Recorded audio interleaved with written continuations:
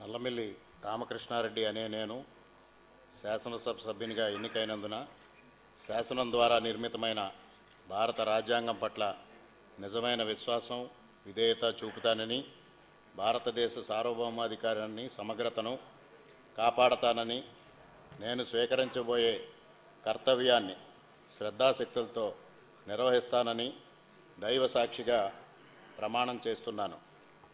ఆంధ్రప్రదేశ్ శాసనసభ సభ్యుడినైన నల్లమిల్లి రామకృష్ణారెడ్డి అనే నేను సభ నియమాలకు కట్టుబడి ఉంటానని, వాటిని అనుసరిస్తానని, సభా మర్యాదలను పాటిస్తానని, సాంప్రదాయాల్ని గౌరవిస్తానని దైవ సాక్షిగా ప్రమాణం చేస్తున్నాను.